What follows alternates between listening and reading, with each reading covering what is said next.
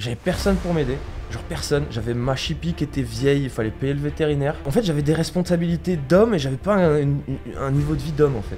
Et bah, ouais, en arrivant en Bulgarie, je fais mes meilleurs chiffres. Et quand je me suis fait reset en Colombie, bah, j'ai tout cassé là. Voilà. S'il y a pas assez d'heures, il y a pas de diplôme. Bah, du coup, on te prend des matières qui n'ont rien à voir, qu'on s'en fout en fait, qui servent à rien, et on te les met dedans juste pour que tu passes 1 ou 2 ans à étudier. On s'en fout. Si une femme, elle vient vers toi directement, bah, c'est qu'elle l'a fait avec plein de gars. Elle est pas mal. Et si tu veux quelqu'un de respectable, tu le rencontreras dans un lieu respectable. Donc votre délire d'aller en boîte et dans des bars, vous allez trouver des fosses, vous allez trouver des poubelles. On se retrouve pour la seconde partie de l'interview dédiée à Valentin OTZ. Dans cette seconde partie, nous allons voir comment tirer des leçons de vie de nos différentes expériences sportives pour les appliquer aux autres facettes de notre vie et devenir une personne plus accomplie. Pour ceux qui préfèrent écouter ça sur format audio, une version uncut de ce podcast sera disponible sur Spotify et Apple Podcast une semaine après la diffusion de cette vidéo. Je vous mets le lien en description. Je compte sur vous pour liker afin de soutenir ce genre de projet et à vous abonner parce que ça vous permettra de retrouver la partie 1 juste après. Davai Team, bonjour, c'est Amaury. Bienvenue dans cette seconde partie de l'interview avec Valentin OTZ. Let's go. C'est bon ? On est parti. Eh bah let's go, comme d'habitude bien sûr, lien dans la description si vous voulez retrouver les réseaux de Valentin. Du coup je te propose qu'on parte un peu sur la partie business, parce que moi c'est un sujet qui me tient fortement à cœur. Je pense que vous aussi, étant donné que je vous partage mon évolution d'un point de vue business au travers de l'évolution de cette chaîne YouTube qui est directement corrélée à l'aspect business, je m'en suis jamais caché. Comment toi, tu t'es lancé dans l'entrepreneuriat ? Est-ce que dès le début, le street, tu y as vu une opportunité business, ou c'est à force de te développer dans le street, tu t'es dit pourquoi pas en faire de cette passion finalement aussi une source de revenus plutôt que d'avoir un boulot X ou Y qui n'est pas ta passion, qui te permet de vivre. Alors, moi j'ai mis du temps en fait, parce que au commencement, j'étais beaucoup dans l'idée team de potes, avoir mes amis, vivre la vie. J'étais beaucoup dans l'idée de moi on me donne 1000 € par mois, j'aurais pu passer ma vie au RSA franchement, parce que je mange une fois par jour. Je voulais pas vivre dans un endroit très beau, etc. Je me renseigne aussi énormément sur comment est le monde, les règles du jeu, qui dicte les règles du jeu, vers où on va, par quels moyens. Et en fait, ça m'impactait beaucoup. J'étais là, attends, je vais monter un château de cartes, on va venir, on va me le casser. De toute façon, ça va finir comme ça, on peut pas l'esquiver. Il y a un moment, je suis sortir de cette fatalité. Il y a un moment, en fait, ça commençait à faire, je sais pas, peut-être 6 ans ou 7 ans, ou presque 7 ans, que je m'entraînais en ayant pour seul but d'être fort, littéralement. Mais vient un moment où en fait tu grandis et ta manière de voir la vie aujourd'hui, de la voir dans 1 an et dans 10 ans, c'est absolument pas la même. Et à un moment tu dois bien passer un cap. Donc je suis sorti de cette fatalité et de cette vie minimaliste en me disant non mais attends, je vais pas me contenter de ça. Je vois plein de gens, je me sens 10 fois plus capable qu'eux, ils font des trucs super, alors pourquoi pas moi. Et puis bon, si on vient me le casser, tant pis, au moins j'aurais joué la partie quoi. Donc vraiment au début j'avais aucune attente de quoi que ce soit. Il y a pas mal de gens qui sont venus chez moi, j'ai accueilli énormément de gens chez moi quand j'étais en France et ils voyaient que je vivais dans des conditions, c'était pas la joie quoi, mais moi j'étais content avec ça, ça me suffisait. Il y a un moment voilà, ça m'a plus suffi, et puis en fait c'est simple, c'est que quand t'as donné 6-7 ans de ta vie à quelque chose, il faut bien en tirer quelque chose à la fin. Voilà, parce que j'allais pas continuer de travailler dans des leader price à mi-temps, de faire des boulots de merde. Ouais, t'as fait un peu tous ces jobs alimentaires en parallèle au début. Ouais, en fait, j'ai jamais accepté de travailler plus de 25 heures par semaine, justement, pour être le plus libre possible, quitte à me restreindre sous tous les aspects. Et donc oui, j'ai fait plein de boulots assez horribles. En plus, je m'en cache pas. Je suis autiste, donc je suis pas un teubé, tu vois, mais genre, j'ai une perception de la vie, une perception de l'aspect émotionnel et de plein de choses qui va pas du tout dans le même sens que les gens. Donc en fait, j'arrive jamais à garder un boulot depuis plus de 3 mois en fait. Parce que quand je fais un truc, je le fais à fond. Donc par exemple, j'arrive à Quick, j'arrive et je vois que je suis entouré par une bande de glands, qu'il y a des gens, ça fait 3 ans, ils sont équipiers. Moi j'arrive, au bout de 2 jours, on me dit « Ah c'est bon, tu gères la cuisine tout seul à midi ». Dans un Quick, dans une rue piétonne, tu vois. Et en fait, je me faisais surexploiter et dès que je disais que ça m'allait pas, parce que dès qu'un truc me va pas, je le dis, voilà. C'est moi en fait, je prenais 3 fois plus tarif que tous les glands qui branlaient rien toute l'année depuis 3 ans. Donc en fait, je me disais bon attends, j'en ai marre d'écumuler les petits boulots de merde, voilà, on va essayer de faire quelque chose. Comment ça s'est passé ? Mon dernier travail, c'était un travail au black, c'était déménageur. Ça payait bien, mais je portais des frigos seuls sur 6 étages. Je commençais à prendre sérieusement des jambes et du poids. Et donc ça m'allait pas. Je me disais, attends, non, mais là en plus il y a des boulots, ils vont porter atteinte à mon entraînement. Ouh là, ça par contre, je peux pas le laisser faire. Ouais, ça va te flinguer ton entraînement et puis même pour ta santé long terme, c'est Ouais. pas les boulots un boulot idéal quoi. C'est pas bien. Et donc en fait, mon employeur, il a plus besoin de moi au bout d'un moment, mais il m'a conseillé, vu que je portais des frigos tout seul quand même, tu vois. Il m'a conseillé à une boîte et je reçois un appel. Et tu mettras un bip, puisque je vais dire littéralement ce que j'ai répondu à cette dame. Oui. J'ai reçu un appel. Bonjour, monsieur Valentin. Bon, on a un CDI, 2500 par mois à vous proposer. Voilà. Et voilà, en fait, il y a plein de gens, on leur dit CDI, 2500 par mois, ils sont contents. Ouais. Ouah, moi, j'ai pris une angoisse, genre, attends, tu crois vraiment que je vais faire ça toute ma vie? Alors, et la bonne femme, je l'ai laissée sur un blanc de 10 secondes et je lui ai dit, mais t'es folle, mais je veux pas travailler, et va te faire... je veux pas de ton contrat de travail, etc. Et bah... Sauf qu'en chef, j'avais pas de sous, et j'avais pas à manger. Il fallait payer le loyer. Et là, juste après avoir envoyé chier cette bonne femme, désolé, hein, madame, je me suis dit, mais attends, mais j'arrête le déménagement. Donc, du coup, je fais quoi là? Ouais, t'as plus de sous. Ouais. Et donc, du coup, là, je me suis dit, bon, allez, viens, on va faire quelque chose. On va essayer au moins. Je vais commencer le coaching. Donc, j'ai même pas vraiment géré le moment où j'ai commencé à entreprendre. Je voyais plus une seule porte, genre tout me faisait dégueuler, j'avais même pas encore 25 ans pour avoir le RSA, donc j'étais là en mode je suis mort, j'avais personne pour m'aider, je suis tout seul, moi et mon chien, tu vas faire quoi maintenant? Et donc du coup je me suis retrouvé un peu au pied du mur après ma petite crise, tu vois, Ouais. et je me suis dit mais il faut faire les courses. Sauf que t'as pas une thune. Il y a rien dans le frigo, alors c'est compliqué. Donc du coup je me suis dit bon allez viens, je sais des choses, moi ma valeur, moi ce dans quoi je suis bon, moi ce que je comprends, là où j'ai une légitimité, c'est ça. Bon, jusqu'à présent il y a personne dans ce pays qui fait du business avec ça, et même dans le monde je crois qu'il y avait juste Artem Morozov à l'époque qui faisait Calisthenics School. Ouais, je vois. Et je me suis dit bon ben attends, lui il arrive en Russie, vas-y on va essayer. Et j'ai commencé à entreprendre, donc j'ai commencé à écrire un programme, à prendre des petits élèves. Ouah, c'était dur. Parce qu'au début, les gens... déjà aujourd'hui, il y a encore des gens qui râlent, malgré le fait que tu aies 10 ans d'expertise dans ton domaine, tu vois. Tu leur donnes un morceau de ta vie, il y a toujours des gens qui râlent, de moins en moins, parce qu'ils comprennent la valeur des choses. Mais au début, c'était...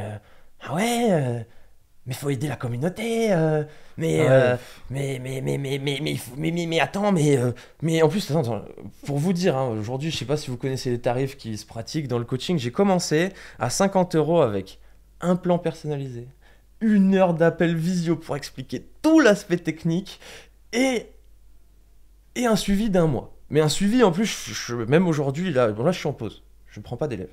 Mais il y a des gens, ils répondent à la semaine, moi je répondais tous les jours. Pour 50 balles, 50 balles. c'est genre donné, c'est cadeau. oui.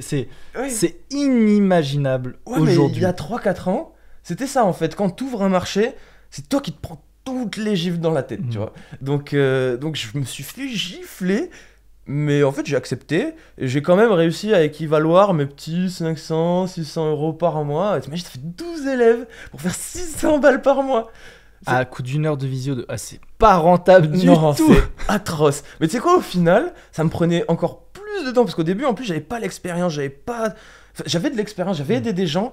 Mais j'étais pas. Mais t'as pas un aujourd'hui, process tu vois. Ouais, c'est en ça, place. j'avais pas tout qui était déjà mis en place. Donc en fait, j'ai passé un temps de ouf. En plus, tu commences, donc tu veux faire tes preuves auprès des gens, tu leur donnes un temps considérable. Donc il y a des gens, carrément, j'étais gentil, on se disait, attends, t'as pas compris l'appel? Viens, on en refait un. Tu vois, j'étais trop gentil en fait. J'étais là, tu sais, au début en fait, ils appellent ça le complexe de l'imposteur dans l'entrepreneuriat. Ouais. En fait, t'as envie de se ressentir x3 que ton service il est légitime alors qu'il était légitime. Donc du coup, j'en faisais 3 fois plus pour 3 fois rien. Ouais. Tu vois.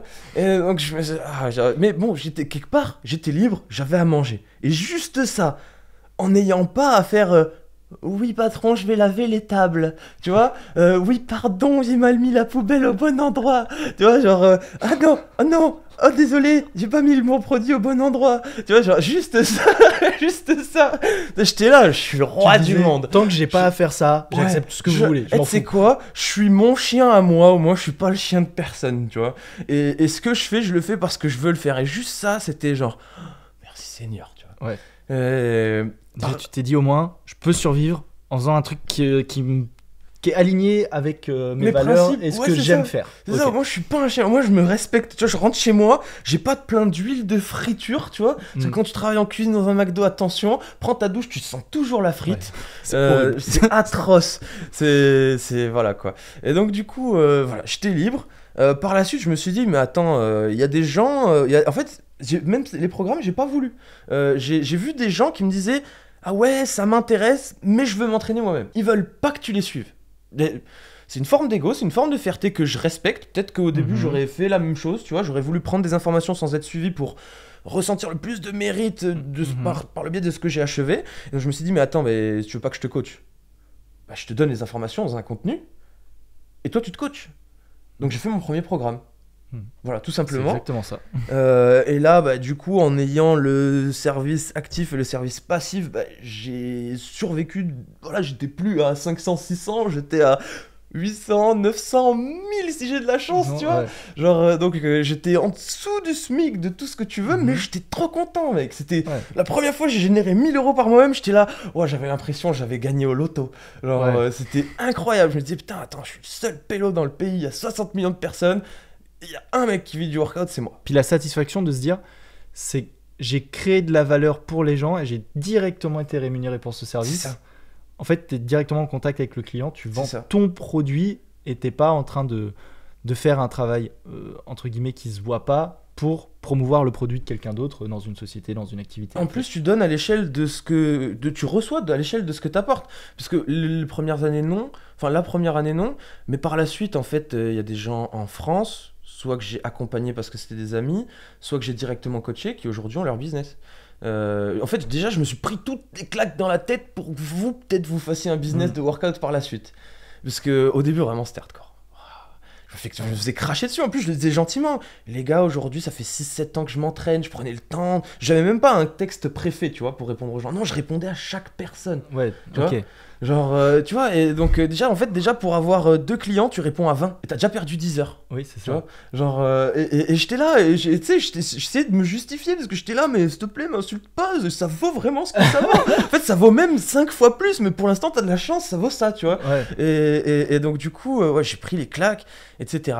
Et ouais, j'ai eu une bonne traversée. Ils appelaient ça la traversée du désert où ça a pas décollé pendant longtemps. Il fallait que les gens, déjà, ils s'habituent au fait qu'il y a un service d'apprentissage lié au workout. Et franchement, c'est rien. Tu regardes le football juste pour avoir une licence. Tu payes 300 balles juste pour pouvoir entrer sur un terrain, tu vois. Genre, J'allais dire, c'est juste un business model qui existe dans des tout. centaines d'autres endroits. C'est juste que là, c'était nouveau. Mais en soi, tu proposais pas un truc que jamais personne n'avait inventé. Ça Et avait- il y a un truc aussi, c'est qu'il y a plein de sports qui sont développés et on dit pas c'est gratuit. Tandis que le workout, les parcs c'est gratuit, le sol il est gratuit, les parallèles une fois que tu les as payés c'est gratuit.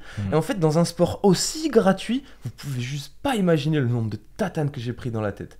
Parce que tout est gratuit. Donc toi t'arrives et tu te dis ouais mais non c'est pas gratuit. Les gens ils disent mais t'es un... Voilà, je vais pas d'où- dire le mot, mais tu te fais pourquoi insulter dans tous les sens. Mais petit à petit, bon voilà, les gens ici sont habitués.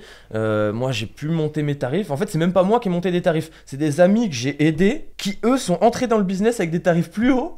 Et du coup, moi, je me suis dit, non mais attends, mais moi, j'ai commencé depuis 1 an et demi, 2 ans. Bah vas-y, moi aussi, je vais me calquer sur vos tarifs. Ouais, Tu ok. vois Et au final, en fait, j'ai pas contrôlé mon évolution entrepreneuriale. Ça demande des couilles. Que dans l'entrepreneuriat, j'avais pas à ce moment-là. J'étais pas assez formé, j'étais pas. Ouais, par la suite, j'ai appris le marketing, j'ai appris ça, j'ai appris la vente, la psychologie, le ci, le ça. Au début, j'avais rien de tout ça. J'étais un athlète qui avait fait un e-book et qui voulait un peu voilà. manger. Voilà, même pas faire un Subway, même pas faire un McDo. Juste, vas-y, du riz, des œufs, des salades, s'il vous plaît, quoi. Genre, tu vois, et juste du beurre, quoi. Ouais, c'était un truc tout simple finalement. Ouais, voilà. Et bon, j'ai suivi le flow de la vie, le flow que la vie m'a imposé, en fait. Tu vois. Et de fil en aiguille, à force de donner, derrière, je me suis dit, bon, bah écoute, je vais faire un petit YouTube. Bon, ça, c'était il y a moins longtemps, peut-être c'était il y a 2 ans. Genre, mettre les pieds dans le plat, toujours, le premier pas, il est hyper dur. Donc ouais, j'ai eu un grand lag. Et ensuite, bon, voilà, une fois que je me suis mis à y aller plus sérieusement, là, ça a commencé à marcher de manière plus ou moins décente.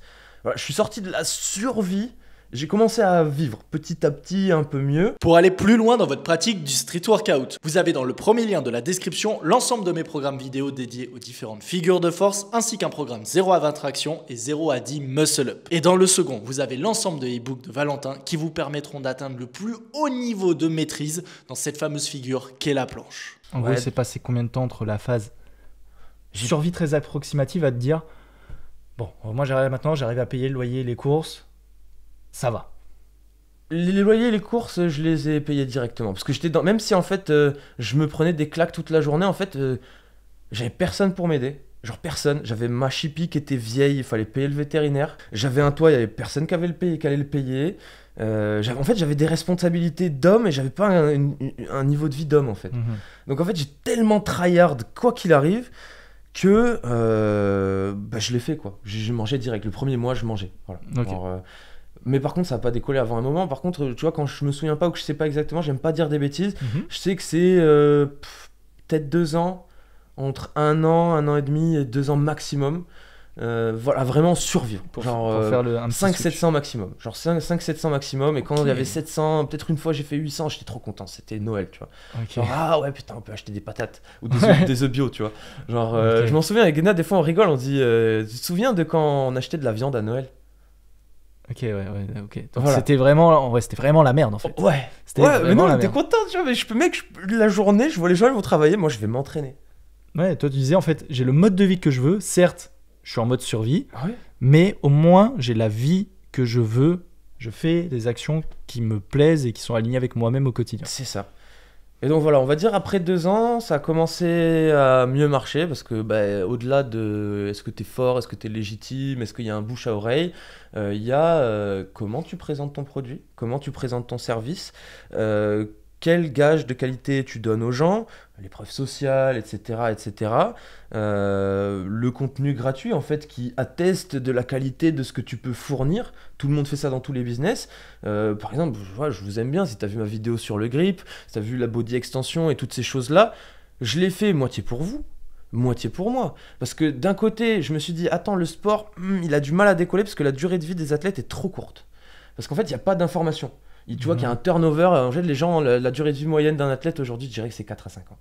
Ce qui est court. Ouais, c'est très court. Très court. Et je me suis dit, mais attends, les gens, j'ai compris les compensations, les ci, les ça, tu vois, je savais comment performer, mais j'avais pas encore. C'est en coachant que tu t'en apprends plus. Pas forcément sur la performance elle-même, mais plutôt sur les conséquences de la mauvaise performance. Tu vois, ce que je t'ai montré dans la vidéo que vous avez certainement vu précédemment avec Amaury, les compensations au niveau du coude en fonction du grip, etc. Donc je me suis dit, attends, je leur donne juste le grip. Je vais sauver la vie à plein de gens avec leurs biceps et leurs coudes. Je parle de la position d'épaule, de l'extension au niveau du corps. Typiquement, les gens, quand ils commencent la planche, ils se disent lever jambe. Alors que non, en fait, c'est transfert de poids. Tu vois. Et juste, en fait, avec 3 vidéos, les périostites, le grip et l'extension, tu changes complètement la vision de milliers de personnes. Ouais. Donc, je vous ai donné un truc de valeur qui aujourd'hui s'est démocratisé dans le sport. Tout le monde parle d'extension, etc. Et ça m'est revenu, parce que tout ça, ça atteste de la qualité de mon service, de mon expertise, et du coup, si le contenu gratuit il est bien, c'est sûr que le contenu payant il est bien. C'est ça. Et du coup, tu prends moins de tartes dans la gueule au passage, parce que y a d'autres gens qui s'introduisent dans le business, et d'un coup, s'il y a un gars qui fait un business, tu te dis, mais qu'est-ce qu'il veut lui? Quand il y en a 5, 10, là, c'est bon. Ça y est, c'est un business, tu vois.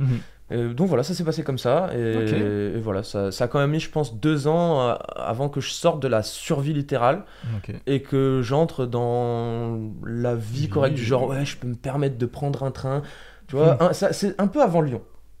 Lyon, c'était il y a 2 ans et demi, ouais, tu vois. Ça, ouais. Et un peu avant Lyon, voilà, ça a commencé à être un peu mieux. J'ai commencé à pouvoir me payer des petits billets de train pour rendre visite à ma copine là-bas. Et tu vois, c'était pas encore confortable, parce que là, à ce moment-là, on était là une fois sur 2. Tu commençais à avoir un peu de chiffre du coup qui rentrait, mais c'était pas forcément C'était bien rien. constant, c'est pas Ouais, sûr, et t'avais pas une marge. Tu comptes tout ce que tu fais et tu te coupes un truc pour avoir le billet de train, mais t'as le billet de train. Tu vois, genre, c'est déjà bien, tu vois, déjà de prendre un billet de train. Et du coup, c'est cool de passer par là parce qu'en fait, t'as vraiment la valeur de l'argent. Quand t'as acheté de la viande à Noël, genre, en fait, tu pourras jamais te dire, ouais, c'est normal, j'ai ça. Non, tu l'as parce que t'as fourni les efforts pour. C'est pas un dû. C'est toi qui dois aller le chercher. Et les choses ont une vraie valeur. Tu vois, par exemple, il y a des gens qui me disent, ah, Valentin, ton t-shirt, ce t-shirt, il vaut 5 €. Mais des débardeur blanc, ils valent 6 €. Tu vois. Et en fait, il y a des trucs que je me déciderai jamais à acheter. Ça vaut pas ce que ça vaut. Tu ne me verras jamais avec un t-shirt Gucci. Tu vois, c'est de la merde. Hein. Ça ne sert à rien. Ça vaut 2 € de textile en Chine. Genre voilà, donc je peux dépenser des trucs dans quelque chose qui a du sens et de la valeur, tu vois. Mais voilà, ça aide à garder les pieds sur terre, le fait que ça mette du temps à marcher, etc. Le fait d'être passé par la galère. Et aujourd'hui, je vous dirai pas, je vis confortablement, et encore heureux parce que j'ai une petite fille, j'ai ma femme, je prends soin des deux, moi seul. Merci que j'en sois capable. Et voilà quoi, genre aujourd'hui les choses se passent bien.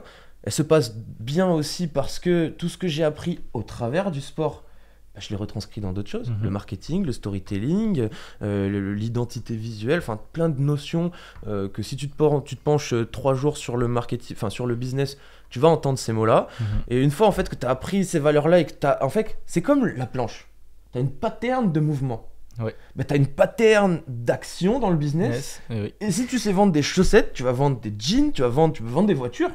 En fait, c'est savoir qu'est-ce que la personne veut, quel est son problème, comment résoudre son problème, et comment lui dire les mots qui vont lui faire comprendre que tu vas résoudre son problème. En fait, tu as des fondamentaux qu'on retrouve quel que soit le marché dans lequel tu décides de te positionner dans ton business. Exactement. Par la suite, là, on en parlait juste avant le podcast, j'ai 2 shops en ligne qui tournent correctement. Je suis pas un maître Shopify, voilà, mais c'est quand même bien. C'est pas bien à l'échelle des gens que je sais des chiffres que certains amis font, mais à l'échelle du français moyen, de moyenne classe, c'est très bien. Ok, voilà. Je vois l'idée. À côté de ça, tu te penches sur l'investissement, etc. Donc en gros, tu as une partie de ton activité qui sert à vivre, une partie de ton activité qui sert à investir, tes investissements qui génèrent des revenus. Et si t'es malin, à partir de là, ça devient dur de perdre. Oui, parce que tu as un capital de base venant en plus de sources diversifiées qui te permet de commencer à dire je peux prendre des risques dans différents domaines. Je sais que y en a peut-être, pour 3 que je vais tenter, il y en a peut-être 2 qui vont foirer, mais celui qui va réussir va largement surcompenser les 3 autres. Et à partir de là, en fait, c'est impossible que tout s'écroule. Et c'est aussi que t'es ta propre sécurité. Tu vois, là, Amaury, quand il aura 100K followers, on lui strike sa chaîne. En 3 mois, il va les récupérer. Parce qu'il aura toutes les patterns d'action et il aura l'installation, etc. pour revenir là. Donc en fait, à un moment, c'est toi ta propre sécurité. Genre là, par exemple, je vous donne un exemple. J'ai vécu en Bulgarie. J'ai accumulé des choses pendant 1 an en Bulgarie. Et vraiment, j'étais en place. J'étais vraiment bien. Pendant l'été, mon propriétaire n'était pas là. Donc, et moi, je le réglais en liquide parce que bon, là-bas, les impôts, c'est la Bulgarie, tu vois. Et j'ai pas pu le voir pendant l'été. Et c'est sa faute en plus. Moi, j'étais là, bon, c'est quand que je te vois? Ah ouais, je suis à Varna, je suis à la plage, j'ai pas pu le payer pendant 2 mois ou 3 mois, c'était sa faute. Et moi, je me suis barré en Colombie, et j'arrive en Colombie, et en plus, je me suis dit, il fait chaud là-bas, j'ai pas pris mes affaires, j'ai pas pris rien de valeur, j'ai pas pris ma Timberland, mais j'avais 10 paires de chaussures, je les ai pas prises, j'ai pas pris mes machins North Face, mon siège gamer, j'ai tout laissé. Et le mec, 2 semaines après que j'arrive en Colombie, il me dit bon, monsieur Blanc, bon, en fait, ça fait longtemps, vous êtes pas là. Alors que moi, ça fait 2 semaines que je suis pas là. Toi, ça fait 3 mois que t'es pas là, tu vois. Vous êtes pas là. Donc en fait, on a changé la serrure de votre appartement. Vos affaires sont collectées. Elles vont être vendues pour rembourser les loyers que je voulais payer. Donc je suis arrivé en Colombie avec un sac de quelques kilos avec juste des t-shirts. Voilà, j'avais laissé mon PC et la photo de Chippy chez Guéna. Et en fait, tout le reste, le mec l'a vendu. Donc si j'avais pas de Reebok pendant longtemps, c'est parce que ce mec-là, il a dû les prendre et les vendre au prix de la ferraille. Il a pris mon tapis magique. Loué soit mon tapis magique. Il l'a vendu. Il a dû le vendre 10 balles à une vieille yoga girl dans la rue, tu vois. Il a pris toutes mes chaussures, il a tout vendu, mes petites figurines, ma télé, il a tout vendu, tu vois. Et donc en fait, je suis arrivé en Colombie et le Seigneur il m'a dit Valentin, tiens, on va reset ta vie, on va voir ce que tu vas pouvoir faire. C'est une sorte de restart finalement. Il m'a reset. Et bah tu sais quoi, 2 mois après, en plus je suis arrivé en Colombie, j'ai préparé le voyage au dernier moment, j'avais pas grand chose, et en fait j'avais presque rien.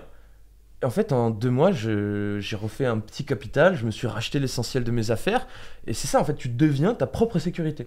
C'est tes connaissances et tes aptitudes qui deviennent la sécurité, donc tu tombes à 0, tant pis je vais le refaire. Ouais, ça c'est hyper intéressant comme point parce que t'en as beaucoup qui se disent ouais mais si moi j'avais tel ou tel argent, moi aussi je pourrais faire tel ou tel truc, tel ou tel business.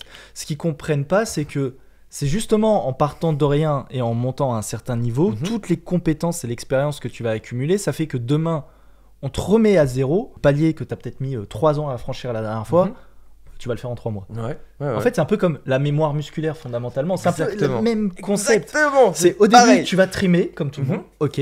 Mais une fois que tu as cette expérience, quand toi tu vas repartir du même point de départ que l'autre, ton expérience fait qu'en fait tu vas. En fait, c'est que ton niveau 0, il est plus là. Il est plus là. Il est là, ton niveau 0. C'est ça. C'était ta propre garantie. Et surtout quand tu as un business comme le tien où en fait c'est quand même basé sur ton image. Je veux dire, à partir du moment où tu es toujours là, toi, même si demain tu relances toute une structure de coaching, de programme, de ce que tu veux, tu repars de zéro, tu relances, bref, en mode vas-y, je laisse tout de côté, je relance. Mais en fait, tu es toujours là, tu as toujours ton image, tu as toujours ton savoir-faire tu as toujours ton expérience en coaching, tu as toujours ta crédibilité. Donc, ça va te prendre un peu de temps de tout relancer, forcément, mais en fait, ça va se faire. Et en puis, plus, ça te forge une capacité d'acceptation. Parce que moi, je me suis fait reset 3 fois. Une fois à Montpellier, quand je suis parti. Une fois de Nice, quand ils ont voulu piquer tout le monde et mettre des QR codes, moi j'ai dit, ah, toi là, va-t'en là. Moi, tu me piques pas, moi. Et donc, en fait, j'ai appelé un ami, Anto. Je lui ai dit, vas-y, Anto, là, il faut que je m'échappe. Tu veux pas, on va en vacances en Bulgarie vite fait là, dans une semaine. Voilà, et en fait j'ai même pas fait l'état des lieux de sortie de mon appart. J'ai laissé 80% des trucs parce qu'il y avait pas la place de tout emmener. J'ai emmené l'essentiel, je suis parti en Colombie. Et ensuite je suis parti en Bulgarie. Et ensuite de Bulgarie je suis allé en Colombie, je me suis fait reset encore. Et tu sais quoi, au final, ça fait du bien de se prendre des grandes tartes dans la gueule comme ça. Parce que à chaque fois, ces moments où je me suis fait reset, c'est les moments où j'ai fait un truc nouveau, une nouvelle action, ou quelque chose de mieux, ou quelque chose de plus. Et à chaque fois, j'ai battu mes records de chiffres. À chaque fois que tu te fais reset, t'es là, ah non, mais la vie, tu veux rigoler avec moi? Moi, je vais rigoler avec toi. Viens, et là, tu cravaches, tu vois, tu cravaches la vraie cravachance. Et ouais, en arrivant en Bulgarie, je fais mes meilleurs chiffres. Et quand je me suis fait reset en Colombie, là, j'ai tout cassé, là.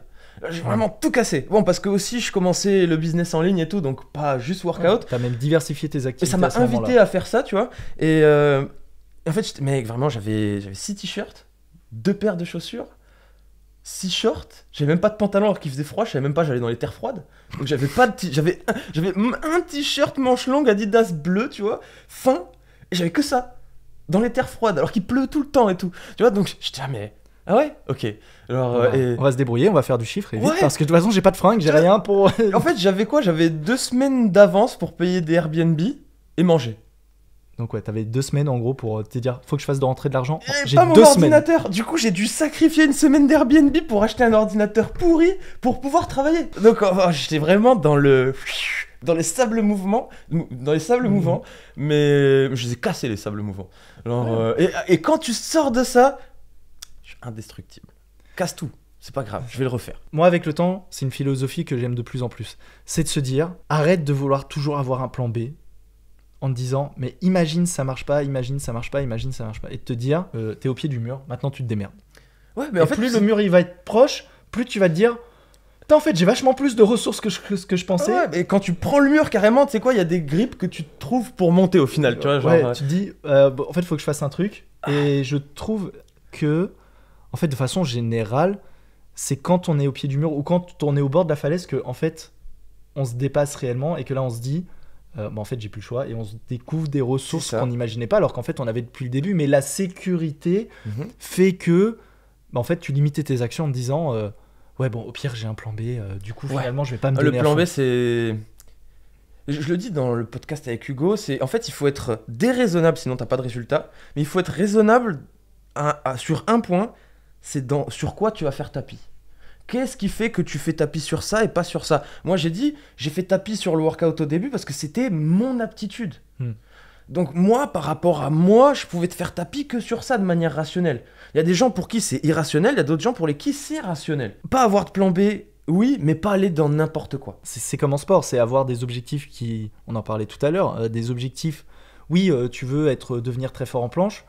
Maintenant, tu as peut-être conscience que vu que tu fais 1m95, devenir très fort en planche à ton échelle, ce sera pas devenir très fort en planche comme le gars qui fait 1m60. Exactement. Ça veut pas dire que tu pourras pas faire plein de trucs, mais forcément, tu as des zones entre guillemets de génie. Il y en a, ils aiment bien appeler ça comme ça. En fait, une zone de génie au sens, des fois, tu as des avantages biologiques. Génie, ça fait un peu crade, ça fait un peu égo. Prédestiné. C'est ça. Tu as eu de la chance en fait, parce que t'es pas vraiment un génie. Tu peux tout comprendre, mais pas être prédestiné. Et quand même pas être élite, tu vois. C'est ça. Donc, prédestiné. C'est de se dire, certes, tu peux être bon dans plein de domaines, mais il y a des domaines dans lesquels tu vas avoir des facilités parce que ça t'intéresse plus, peut-être cognitivement, tu percutes plus sur ces sujets-là. Et juste de se dire, ok, quelles sont les zones dans lesquelles je sais que je peux faire mieux que la moyenne des gens. Mhm. Parce qu'encore une fois, il ne s'agit pas forcément de dire je deviens le numéro 1 du domaine. Non, c'est bon, c'est tout. C'est juste sortir toi du niveau de la moyenne, en fait, suffit déjà largement Clairement. à t'en sortir. Alors, si on t'analyse une seconde, toi, tes spé handstand, c'est ce que tu préfères, tu proposes Ouais, du c'est ce qui contenu m'amuse handstand, le plus, ouais. tu as une bonne capacité d'élocution, tu as un point de vue critique, tu traites certaines thématiques qui intéressent les gens, boum, ta démarche, elle est cohérente. C'est ça. Voilà, Et, c'est un tapis raisonné. Pour la petite histoire, moi, en fait, en gros, j'étais chef de projet dans l'informatique et je me suis dit, je fais tout, je me lance sur YouTube. Mhm, Alors, avant de faire ce choix, j'avais déjà lancé 2 chaînes YouTube. mhm, Une qui parlait de jeux vidéo, pour la petite anecdote. mhm. Tu vois, vraiment Je rien à savais même voir, pas. tu vois. Juste, à la base, c'était un projet où j'étais en mode, je sais pas m'exprimer, Mhm. je suis pas à l'aise devant une caméra, je suis pas à l'aise socialement, C'était un try. j'ai aucun skills de montage, je vais faire des vidéos de ça, parce que ce qui me faisait kiffer à l'époque, c'était les jeux vidéo, et juste, je vais monter en compétence sur tous ces sujets-là, Mhm. et je trouverais bien un moyen de réinjecter toutes ces compétences dans autre chose, Ouais. finalement. C'est ça, quand tu fais du business, tu peux tout vendre, mais quand tu fais de la vidéo, tu peux tout montrer aussi. C'est ça. Voilà, c'est ça. Ouais. C'est juste de se dire, t'apprends à acquérir des compétences assez transversales, Mhm. pour les mettre au profit d'un point sur lequel tu sais que tu peux vraiment apporter Tu aux gens. connaissais la compétence, mais t'étais pas encore dans la niche, t'avais pas trouvé la niche. Ouais, on peut dire ça comme ça. Mhm. Et au final, quand je me suis dit, bah vas-y, moi, un truc qui me fait vibrer au quotidien, c'est pas le seul, mais c'est un des trucs qui me fait vibrer au quotidien, c'est le sport et le street. Mhm. Tout ce que ça m'a apporté. Certes, je suis pas un top athlète, mais ça veut pas dire que je peux pas déjà apporter à toute une strate de Très pratiquants de street, Mhm. qui serait du niveau grosso modo débutant un peu avancé, Mhm. et me dire, bah ces gens-là, je peux les aider à mon échelle, et il n'y a pas de problème. Clairement, s'il y a une demande qui a un besoin et que tu sais répondre aux besoins, pourquoi t'irais pas? C'est juste ça. Et c'est vrai que Mhm. les gens, des fois, ils ont ce problème à se dire, ouais, mais je suis pas un pro dans ce machin. Ah non, le Oui, problème c'est T'as si pas par besoin d'être un exemple, pro. si moi je te vends un next level front, mais mets-moi une gifle, je suis pas au next level front, Voilà. qu'est-ce que je vais te vendre next level front? Genre on en reste, chacun a son domaine de prédilection. C'est ça. Et d'ailleurs, ça aussi, c'est un argument de vente, c'est de voir quelqu'un de raisonnable qui outrepasse pas les limites qu'il est pas censé outrepasser, en fait, tout simplement. C'est ça. Donc, raisonnable. Ça, demain, tu vas me dire, vas-y, je sors un programme, je sais pas moi, maltaise. Les gens, ils vont me regarder, ils vont se dire, mais il a pété un câble, en fait. Je veux dire, C'est vas-y, possible. fais une maltaise. Bah non, je sais pas faire. Mais je connais la théorie. Ouais, c'est bon, nique ta race. C'est vrai. Clairement. Personne va t'écouter. Ah, non, y non, a mais pas je de vous raison. jure, j'ai passé des diplômes en plus. Je sais pas. C'est bon, vas-y. Ouais. Rentre chez toi, Le dégage. fameux BPJEPS, AGFF, et tu t'en vas, hein, la synthétisation de l'ATP, le système endocrinien, c'est comme le théorème de Pythagore, tout le monde s'en fout, mec, on va jamais l'utiliser. C'est Genre, ça, il y a aucun top monde dans notre sport qui sait comment ça marche, et pourtant ils sont top monde, et toi t'es nul. c'est Donc, ça. donc on s'en fout, quoi. Et ouais, d'ailleurs, ça, je me demande si tu l'as eu cette remarque. Pas forcément, toi, tu as eu la remarque des oui, pourquoi tu fais du contenu payant alors que c'est un sport gratuit, etc. Mhm. Ça, c'est très classique. Même encore maintenant, on l'a d'ailleurs. Enfin, même moi, à mon échelle, je l'ai eu. Mhm.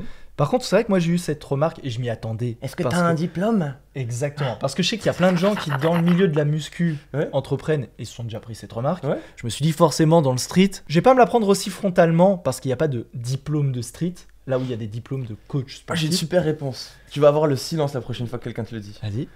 Alors, déjà, est-ce que quelqu'un a déjà demandé à une prof de pole dance pourquoi elle n'a pas de diplôme de pole dance? Bah, parce qu'il n'y a pas de diplôme de pole dance. Voilà. Première chose. Le diplôme, en plus, si vous regardez l'histoire de la création du diplôme, souvent, en fait, c'est pour empêcher l'accès à certains business, à certaines classes sociales, pour garder ce système de caste qui est en place en France. Voilà. Tes parents n'ont pas de moyens, il y a peu de chances que tu finisses ingénieur ou que tu fasses une grande école de commerce qui est payante.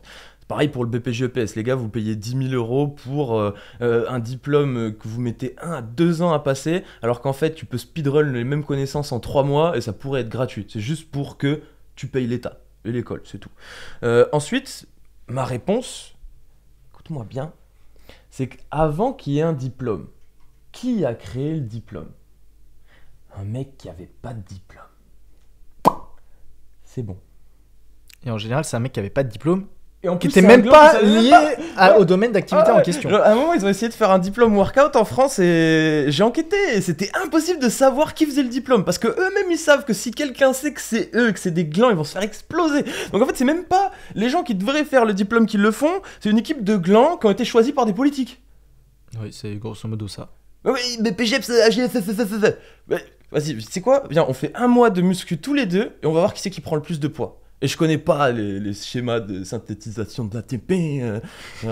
Et en plus, au final, si t'apprends en fait la même chose que les autres, y a quoi qui fait qu'on devrait t'écouter? T'es un pélo parmi tous les pélos.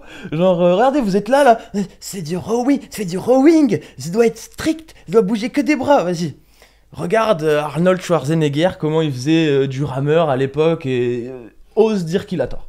Merci, au revoir. Non. Voilà. Après, si je me fais l'avocat du diable, on te mettra forcément sur la table. Oui, bon, lui, il prend des produits dopants, il réagit pas pareil à l'entraînement. Ça veut rien dire. Il y a plein de gens, même dans le bodybuilding, etc., ils prennent des produits et non. Ah oui, il y en a, ils ont des résultats très mauvais. Non, tu peux pas. En fait, tu peux pas arriver à un niveau d'excellence sans la connaissance adéquate et la connaissance nécessaire, hein, pas tout le superflu qu'il y a sur le côté. J'avais un ami, Axel, salut Axel, qui a fait un BPGEPS à GFF et il y a plein de trucs, il trouvait que ça avait pas de sens. Il demande au prof pourquoi il y a ça. Et ils disent, c'est simple, quand tu crées un diplôme, en fait, il faut attester, il faut justifier d'un certain nombre d'heures. Voilà, s'il n'y a pas assez d'heures, il n'y a pas de diplôme. Du coup, on te prend des matières qui n'ont rien à voir, qu'on s'en fout en fait, qui servent à rien, et on te les met dedans juste pour que tu passes 1 ou 2 ans à étudier. On s'en fout. Attends. Oui, ce qui compte, c'est l'utilité des connaissances que tu apprends. C'est pas le temps que tu passes à les apprendre, ni le temps qu'il faut pour acquérir le diplôme. Exactement. Et il y a un autre truc, c'est que les gars, vous faites du sport ou de la médecine en France, sachez que si vous vous en tenez à vos études, vous avez 10 à 30 ans de retard. Parce que la France, en fait, les choses, elles sont découvertes de l'autre côté de l'océan en général, que ce soit de l'un ou de l'autre. Ensuite, ça met longtemps à arriver jusqu'à chez nous, ça met 30 ans à s'introduire dans le cursus scolaire. Donc, par exemple, là, tu vois, tu fais du rouleau de massage. Ton kiné, il t'a dit de faire du rouleau de massage ou de la balle de massage. Eh ben, va-t'en. Voilà. Ce mec-là a appris des connaissances dépassées qui aujourd'hui, c'est prouvé que ça sert à rien. Tu vois ?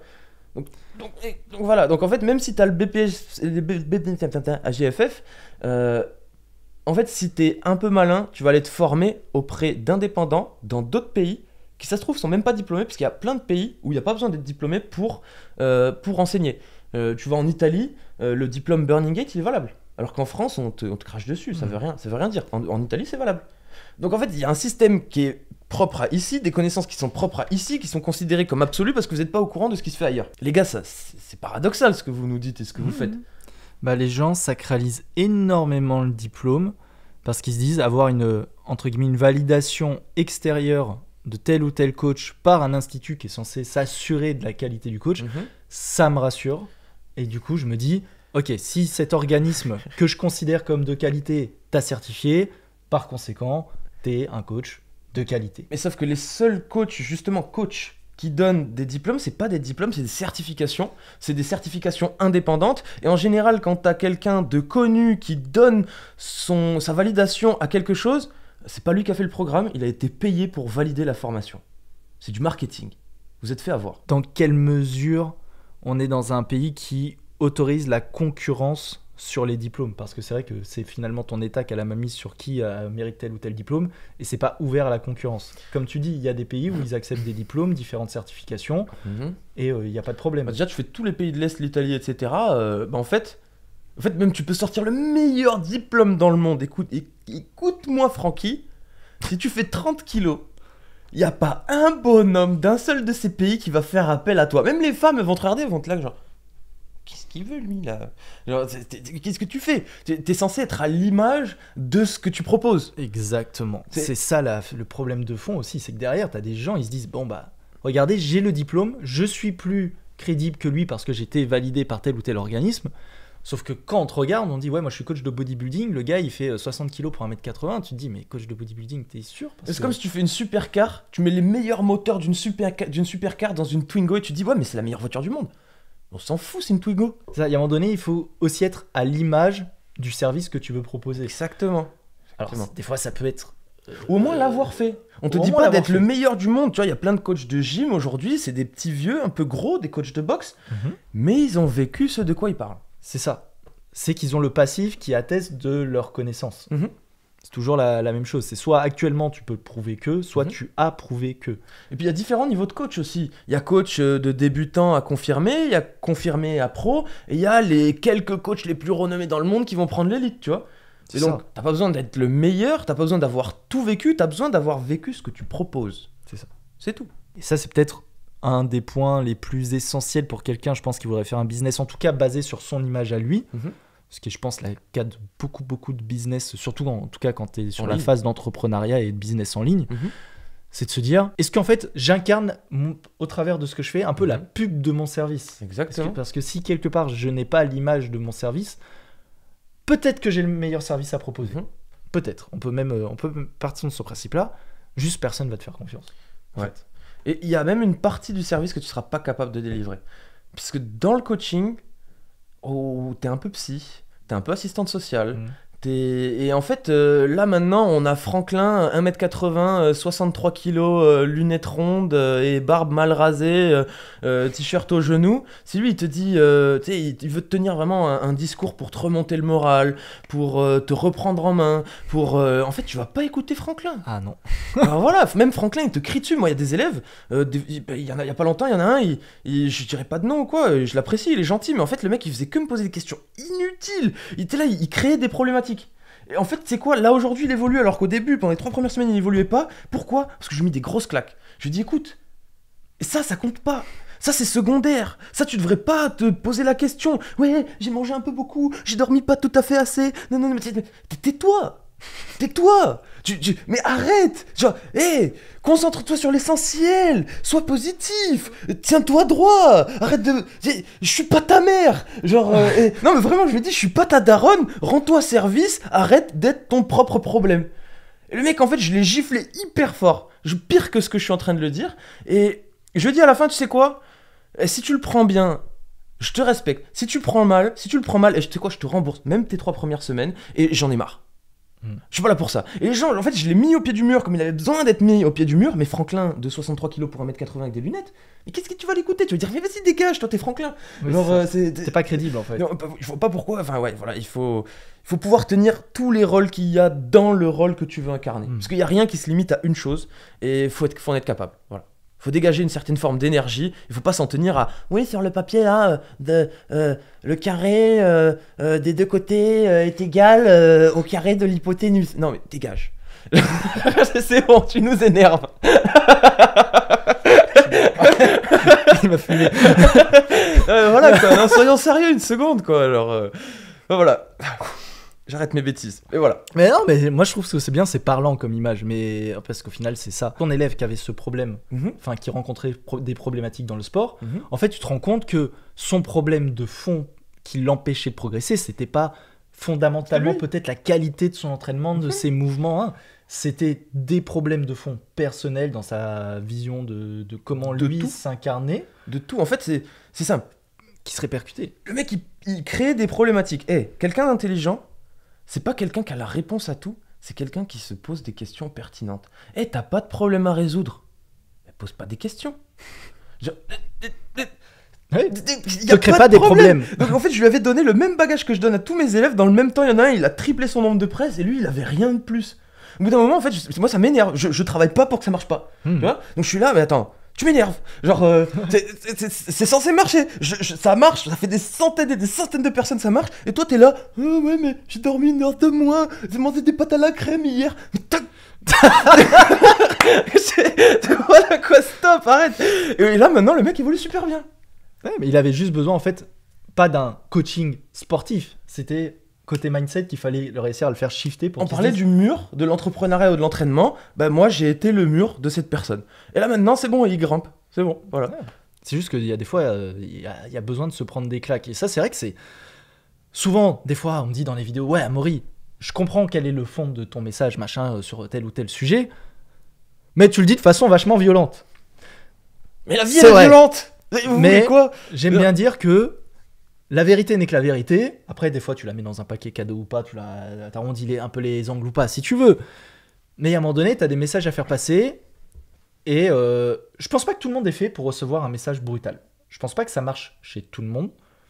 Je pense que ça marche. Ils peuvent pas gagner. Mais je pense que on fait pas assez souvent passer des messages brutaux. Et que du coup, tous ceux qui auraient besoin à un moment donné, parce que c'est toujours des fois aussi une question de timing, le moment donné, des fois, il y en a, ils ont besoin de se prendre cette claque.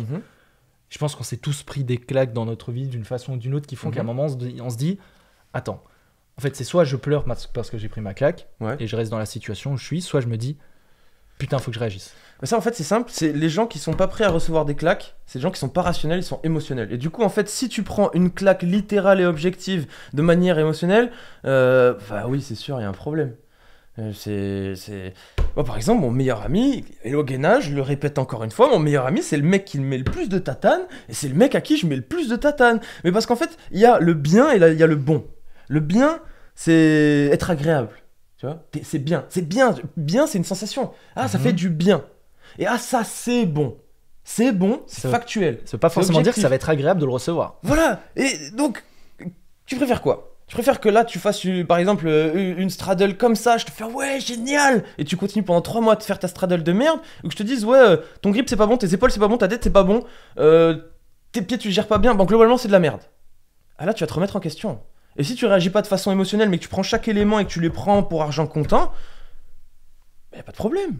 Et donc du coup, en fait, parce qu'on va parler un peu de société après, si t'es pas un homme féminisé et que tu t'en tiens au point de vue objectif d'un homme, A plus B égale...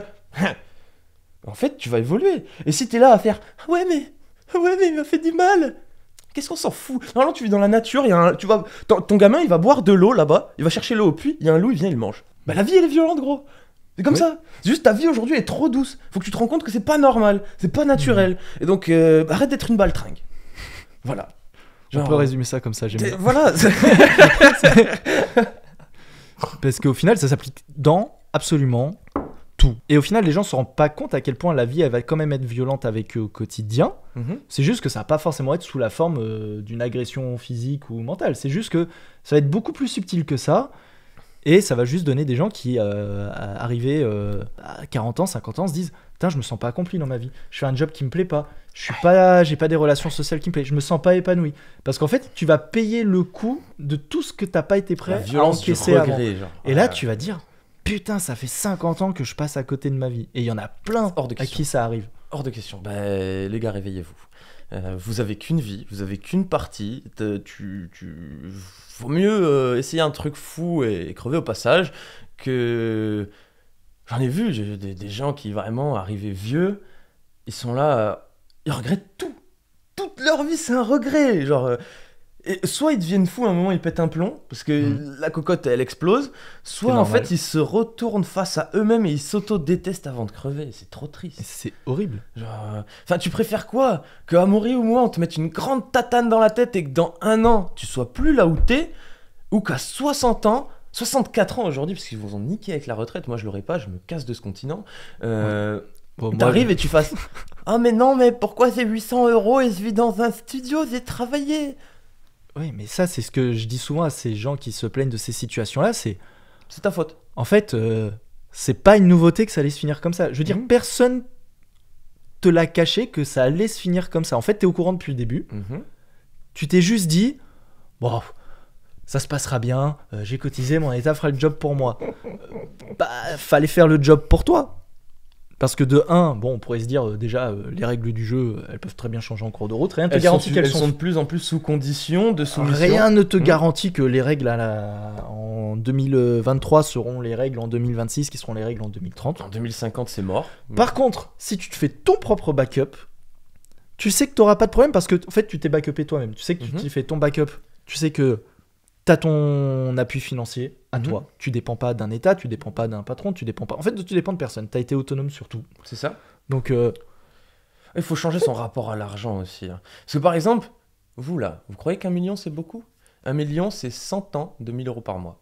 C'est moins, il y a 12 mois par an. Il y a 12 mois par an. Voilà, vous avez pas c'est grosso modo 80. Mais 80 donc en fait, si tu veux juste vivre une vie décente toute ta vie sans travailler, tu veux juste 1 300 par mois et aller dans un pays où ça coûte moins cher pour t'en sortir d'une meilleure façon, mais il te faut 1 million. Mais la plupart des gens n'ont pas cette conscience de l'argent et c'est d'ailleurs même mal vu de dire bah écoutez les gars, certes je veux d'abord atteindre un plafond de survie où tu dis je vis, voilà, je comprends que l'idée c'est pas de dire je veux devenir quadruple milliardaire machin, on s'en fout. En fait on s'en fout, et c'est pas je veux de l'argent pour dire j'ai plein d'argent et j'achète plein de trucs ultra chers, c'est pas fondamentalement ça la volonté, c'est juste de se dire j'ai une sécurité qui fait que De un, je sais que je peux m'assurer financièrement jusqu'au restant de mes jours. Mhm. Je peux sécuriser ma famille. Je peux sécuriser mes proches même si j'en ai envie. Mhm. Et ce, sans aucune contrainte d'un État qui va me dire « Non, mais t'inquiète, on gère ta retraite, t'as pas à le Ouais, faire. » Non, t'inquiète. c'est je fais tout en autonomie. En fait, c'est finalement,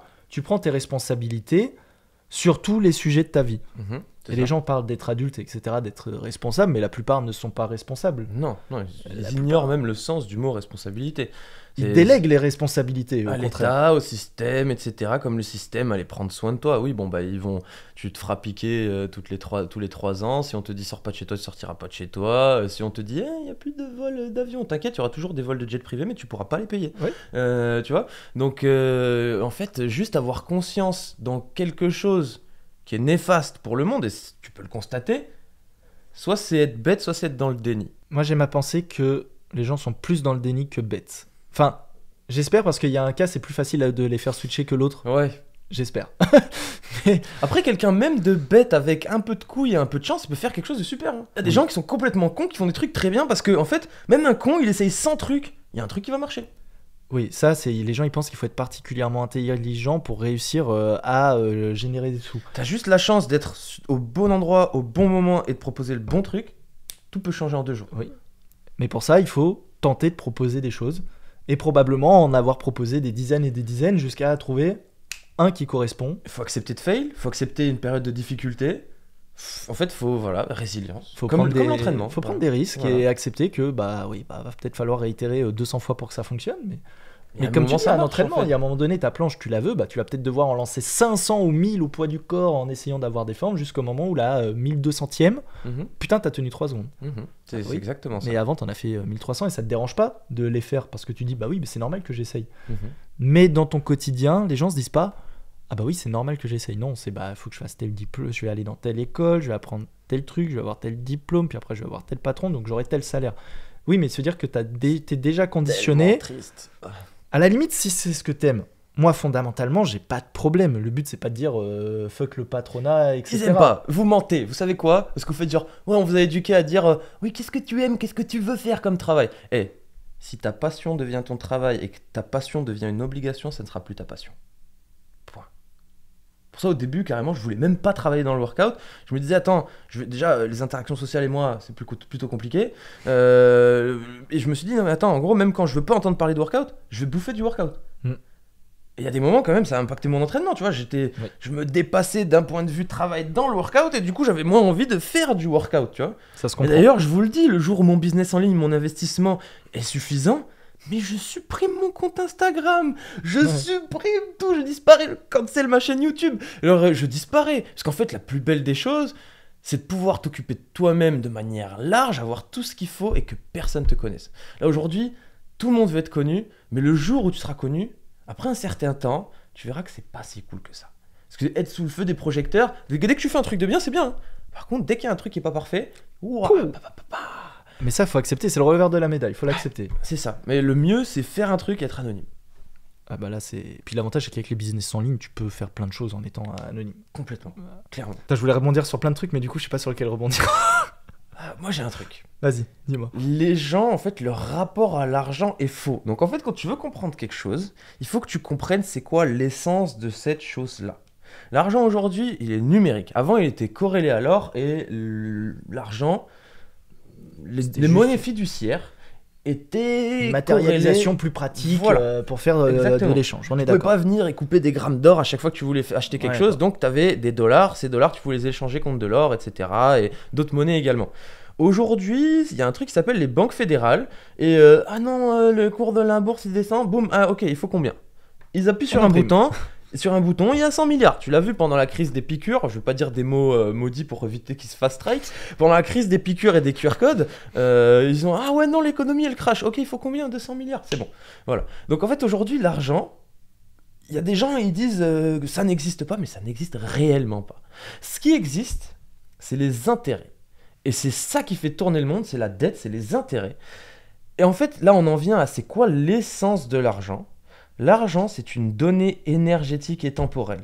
Tu travailles, tu ne gagnes pas de l'argent. Tu échanges ton temps contre de l'argent.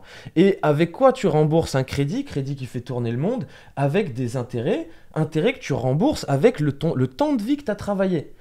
Donc en fait, L'argent, c'est la conversion du temps de vie des gens, leur restriction d'un point de vue espace lié à leur travail, et l'énergie qu'ils ont dépensée là-dedans. Et c'est quoi l'énergie, le temps et l'espace?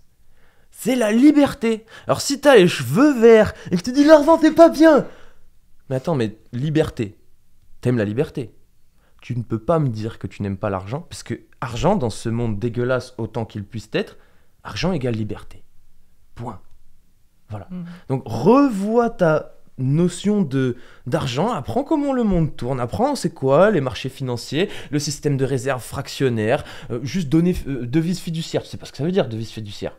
Une fiducie, je veux pas me tromper, mais en gros une devise fiduciaire c'est une donnée, une devise qui tient sur le niveau de confiance que tu as vis-à-vis de l'État en question. Pourquoi les États-Unis leadent le monde? Parce que les États-Unis, ils leadent par le biais de leur armée et du pétrodollar. Bon, ils perdent le monopole progressivement, mais l'hégémonie américaine tient uniquement là-dessus.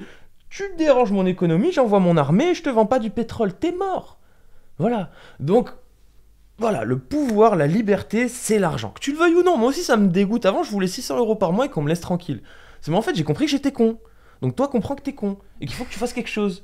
Tu vois, je te dis ce que je me suis dit. À un moment, je me dis, mais Valentin, mais t'es trop con. Genre, même si tu vas perdre la partie, mais essaye. Tu vois, si tu vas perdre la partie, essaye. Parce que si t'essayes pas, de toute façon, t'es sûr de la perdre. Ouais, voilà. C'est toujours la même chose. En fait, tu risques rien à la tenter. Au pire, tu vas retourner faire ton travail. Au moins, t'aurais essayé. Oui. Je vais dire, parce qu'au pire, t'as toujours le risque de te dire, je fais quoi si ça foire? Tu trouveras toujours un emploi caissier ou je sais pas quoi quelque temps pour te relancer. Enfin, je veux dire, des emplois de backup, t'en as toujours. Enfin, c'est impossible que t'en trouves pas. C'est vraiment dur de pas en trouver. Et ceux qui disent, ouais, y a pas de travail, t'as pas essayé. Tu mens à tes parents pour avoir le RSA. T'as pas essayé. Je vois, j'ai voulu un travail, j'ai trouvé un travail. Même dans des villes où on dit, pas de travail. Il n'y a pas le travail que tu penses mériter. Oui. Ce qui est très différent de il n'y a pas de travail. Oh, tu passes un permis, tu fais livreur. Voilà. Ça paye correctement en plus, c'est pas leader price. Moi, je fais leader price. Moi, j'ai fait quoi? Vendeur dans un casino supermarché où je faisais la poissonnerie et le rayon boucherie. J'ai fait Lidl, j'ai fait Quick, j'ai fait McDo, j'ai fait Subway. Subway, t'arrives, il y a les Indiens, ils arrivent, ils font this sauce, ils disent all veggies et toutes les sauces. Et ils tapent sur. Toi, tu viens de laver ta vitre et eux, ils font ça sur la vitre que tu viens de nettoyer. Tu fais s'il te plaît, touche pas ma vitre et tout. Ils te regardent, ils te répondent même pas. L'enfer. Tu vois? Donc, tu commences tout en bas, ce que tu veux. En fait, il y a moyen de faire quelque chose, mais il faut essayer. Comment les gens peuvent se contenter de si peu? L'idée, encore une fois, c'est pas de dire tu deviens multimilliardaire, t'as 25 Ferrari, 4 villas, je sais pas quoi. En fait, on s'en fout, c'est pas ça le sujet. Si ça te fait délire, à la limite, tu le fais, on s'en fout. Mais juste comment tu peux te contenter d'avoir si peu et te dire qu'au moindre pépin, t'es dans la merde. Parce qu'il y en a qui disent, mais là, je gagne, je sais pas moi, 2000 € ou 2500 € avec 2 salaires, j'en sais rien, avec une fille, un garçon, c'est une petite famille classique française. Bah là, c'est bon, ça va bien, on arrive à payer le loyer, faire les courses. Oui, mais demain, je sais pas moi, le prix de ton énergie augmente. Ta voiture est putain, on est dans la merde. Ouais. Ah bah oui, ouais. T'as un problème de voiture, c'est faut changer de voiture ou faut payer 2000 balles de réparation. Ah putain, mais j'ai pas les sous. Bah oui, parce que tu t'es contenté depuis le début du strict minimum pour survivre. Et au moindre moindre variation en fait dans ton environnement, t'es pas apte à l'encaisser. Ouais. En plus, t'es même pas obligé de prendre des risques. Aux États-Unis, il y a quelque chose qui se fait, que c'est le side hustle. Les gens, ils ont 2 jours de repos. Et là, je regardais un type, parce que je regarde beaucoup le business. En fait, si tu regardes mon feed Instagram, il y a 0 planche, il y a que du business. Et voilà. Et je voyais un gars, il avait acheté une machine pour nettoyer les canapés. Et il allait dans des quartiers fortunés, il mettait des flyers. Les gens, ils ont des canapés à 5000 €. Et il proposait des nettoyages de canapés de haut de gamme. Et pour chaque canapé, il fait 150 €. Et il en fait 7 par jour, 2 fois par semaine. Et avec son side hustle, il fait plus de thunes qu'avec son travail, avec 2 jours au lieu de 4-5. Encore une fois, il a trouvé un besoin, il sait qu'il peut répondre à ce besoin, c'est la bonne personne pour répondre à ce besoin, et si ce besoin se monnaie plus cher que ton autre business, bah c'est bon, c'est réglé. En fait, le mec tu gagnes prend plus. 0 risque parce qu'il continue de faire son travail, le temps que ça soit bien pérennisé dans le temps et qu'il ait mis une somme de côté pour pouvoir prendre un risque sans prendre de risque. Donc en fait, si t'es un petit peu malin, t'as même pas besoin de prendre un réel risque. T'as besoin juste de réfléchir, regarder le monde et te dire pourquoi j'ai acheté ça ? Pourquoi j'ai acheté ça? Comment j'ai acheté ça? Pourquoi lui me l'a vendu? Pourquoi lui me l'a pas vendu? Qui a besoin de quoi? Où est l'argent? Bah là où les gens ont de l'argent. Donc les gens qui ont de l'argent, ils veulent quoi? Papa. Et en fait, tu prends une après-midi, juste tu réfléchis. tu vas trouver quelque chose. Et puis au pire, tu te dis, bon, je suis pas sûr que ce soit une bonne idée. Bon, bah, t'essayes, tu verras bien si c'est une bonne idée ou pas.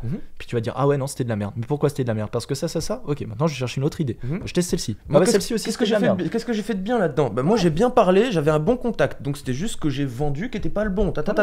Et tu te découvres des talents et tu les développes même au passage. Et puis c'est tout. C'est comme, en fait, tu vas acquérir de plein d'expériences différentes. Enfin, aussi con que ça puisse paraître, moi, faut se dire, il y a 5 ans de ça, allez, 6 ans de ça, j'étais un geek, je savais pas parler. D'ailleurs, dans mon emploi de chef de projet, je sais pas pourquoi ils m'ont recruté, je comprends toujours pas. Après, j'avais pas besoin de beaucoup parler aux gens, c'est peut-être ça qu'ils se sont dit, bon, au pire, il est un peu autiste, mais c'est pas grave, il parle pas. De toute façon, on s'en bat les couilles. Mais je me dis, putain, mais moi, j'avais du mal à aller parler à n'importe qui dans la rue, à demander un service, à demander mon chemin, en fait. Tu te disais, mais ce mec, il est débile, en fait, quand il parle, c'est pas possible. Puis au bout d'un moment, tu te dis, bah, nique sa mère, en fait. Moi, j'ai peur de quoi je il vais va parler se passer. aux gens. Qu'est-ce qui va se passer? Bah, rien. Non, tu m'aimes pas? Tu réponds pas bien? Bah, ok. Ça change quoi à ma vie? De toute façon, j'aurais oublié dans 5 minutes. Ouais, voilà. Bon, au début, tu vas peut-être être marqué en disant, putain, il m'a traité bizarrement, lui, c'est bizarre. En même temps, après, tu dis avec le recul, ouais, en même temps, j'aurais été à sa place, j'aurais vu un mec qui me parle comme ça. Peut-être que j'aurais aussi pas été gentil parce que je me serais dit, c'est qui ce mec, il est chelou en fait. Ouais. Tu vois, il y a un moment donné, tu vois un mec chelou, tu réagis en te disant. En plus, quand t'es chelou, t'as Dégage. la posture du mec chelou, t'as la dégaine du mec chelou, t'as l'énergie du mec chelou. Moi, Valentin, il y a 12 ans, il vient me voir. Je réponds pas, j'enlève pas mon écouteur. Hein. Oui, bah c'est normal. Genre, je regarde, je fais. Voilà, je continue d'écouter la musique. Hein. Parce que les gens se rendent pas compte que des fois tu dégages une telle énergie, une telle attitude que. Bah en fait, la réaction d'une personne normale, c'est pas de t'accorder de son temps, c'est de se dire attends, je garde mes distances avec lui, il est juste bizarre en fait. Ouais. Tu sais pas ce qui se passe. Ouais, il est chelou. Il est juste chelou. C'est, ouais, vraiment. Ouais, c'est exactement ça. C'est juste, bah après tu te dis, bah nique sa mère, je tente des trucs, je me développe, j'apprends. Tu prends une caméra, tu parles devant ta caméra. Voilà. C'est con. Au pire, tu risques rien à part de passer pour un débile en te regardant devant ta caméra. Voilà. Une fois que tu l'auras fait 200 fois, bah tu vas te dire putain, je parle vachement mieux que depuis la première vidéo. Puis tu le refais 200 fois. Voilà. Puis ensuite tu vas dehors. Tu peux je sais pas, tu sais juste nettoyer, bah t'achètes du produit nettoyant et tu vas proposer pour pas trop cher à des grands restaurants, pour moins cher que le prix du personnel, de nettoyer leur cuisine. Et ça sera toujours au-dessus du salaire moyen vu que c'est des grands restaurants. Oui. Tu vois, là, j'ai même pas réfléchi. J'étais sorti de la première connerie que j'avais dans la bouche et je suis sûr que ça marche. Oui, il y a moyen. Enfin, mec, tu peux nettoyer des canapés. C'est bon, quoi. Ça, c'est l'autre problème des gens qui veulent se créer un business, c'est de se dire putain, qu'est-ce qui a jamais été fait? Ouais, ou alors ils veulent trop du prestige. Ils veulent quelque chose qui brille. Ils veulent faire un truc beau. Tu t'en fous, il y a des sous à la fin. Alors, puis après, tu feras d'autres trucs avec ces sous-là si tu veux, Voilà. c'est pas un problème. Et puis arrête de vouloir chercher un truc qui n'existe que personne n'a fait. Faut, ouais. Réinventer la roue, ça c'est. Le seul cadre dans lequel tu peux le faire, c'est par exemple si tu viens d'Occident et que tu vas dans un pays qui est moins développé. Là, oui, en fait, tu vas même pas faire un truc qui se fait pas, tu vas juste importer un truc qui se fait chez toi et qui se fait pas ailleurs. C'est ça, au final, tu réinventes rien, c'est juste tu dis tu réinventes rien. ça marche, copier, coller. Ouais, littéralement.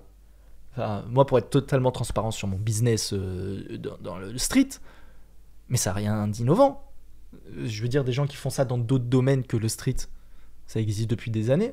Je me suis pas dit, putain, mais quel truc de fou malade je pourrais faire dans le street que personne n'a jamais fait. Ouais, il y a quoi qui marche? Bah, je sais pas, les gens ils veulent apprendre des figures de street. Moi, je peux leur apprendre certaines figures de street.